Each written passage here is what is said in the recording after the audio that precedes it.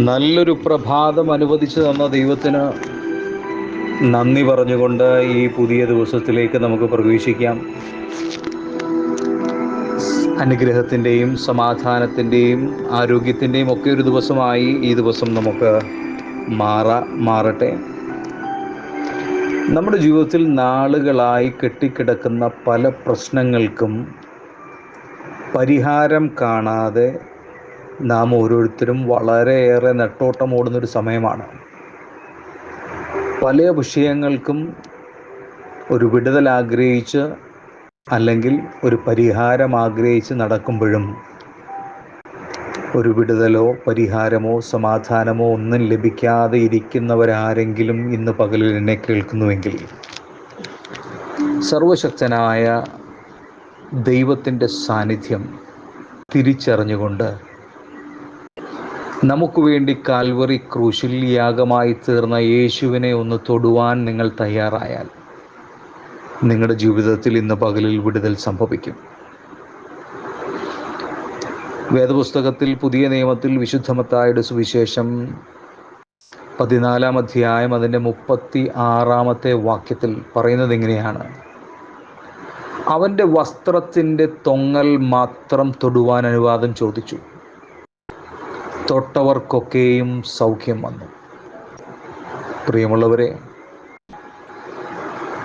നമ്മുടെ ജീവിതത്തിൽ യേശുവിനെ നാം യഥാർത്ഥമായൊന്ന് അറിയണം. അതുകൊണ്ടാണ് സങ്കീർത്തനക്കാരൻ പറയുന്നത്, യഹോവ നല്ലവനെന്ന് രുചിച്ച് അറിവിൻ. യഹോവ നല്ലവനെന്ന് രുചിച്ചറിവിൻ. ജീവിതത്തിൽ നാം ദൈവത്തെ രുചിച്ചറിയുമ്പോൾ നമ്മുടെ ജീവിതത്തിൽ വിടുതലിൻ്റെ ആദ്യ പടി നമുക്ക് തുറന്നു കിട്ടുകയാണ്. ആ ദൈവത്തെ ഒന്ന് സ്പർശിക്കുവാൻ നമുക്കൊരു അവസരം കൂടെ ലഭിക്കുകയാണ്. ആ സാധ്യത നാം ഉപയോഗിക്കണം. ദൈവ സാന്നിധ്യത്തെ നാം നമ്മിലേക്ക് സ്വാഗതം ചെയ്യുമ്പോൾ നമ്മുടെ ജീവിതത്തിലെ വിടുതൽ അവിടെ ആരംഭിക്കുകയാണ്. യേശുവിനെ നമുക്കൊന്ന് സ്പർശിക്കാം.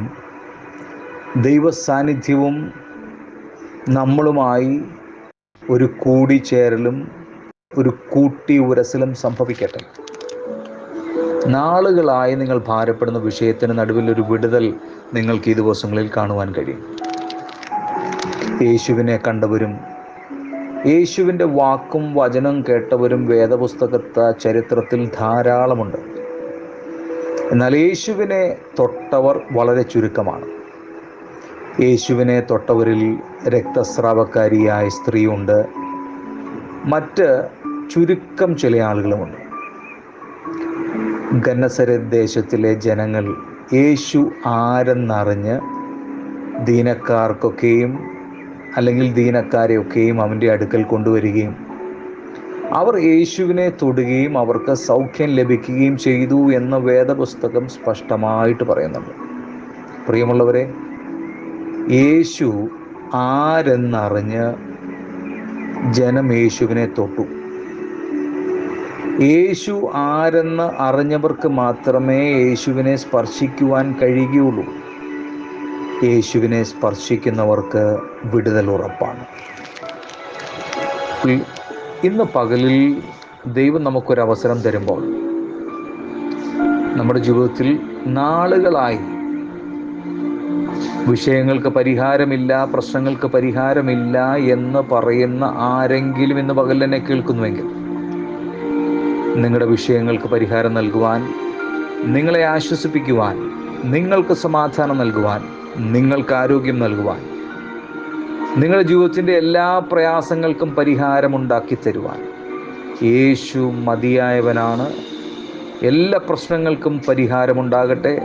എല്ലാ വിഷയങ്ങളിലും വിടുതലുകൾ ആരംഭിക്കട്ടെ. അതിന്നു പകലിലാകട്ടെ. അതിനായിട്ട് നമുക്ക് ഒരുങ്ങാം. നിങ്ങൾ ചെയ്യേണ്ടത് ഒറ്റ കാര്യം, യേശുവിനെ തൊടാൻ തയ്യാറാകണം. ആ യേശു നിങ്ങൾക്കായി കാത്തിരിക്കുന്നു. ആ യേശു നിങ്ങളെ സ്നേഹിക്കുന്നു. അതിനായിട്ട് ഇന്നത്തെ പകലിൽ നമുക്കൊരുങ്ങാം. സർവകൃപാലുവായ ദൈവം നിങ്ങളെ എല്ലാവരെയും സമൃദ്ധിയായി അനുഗ്രഹിക്കട്ടെ. God bless you.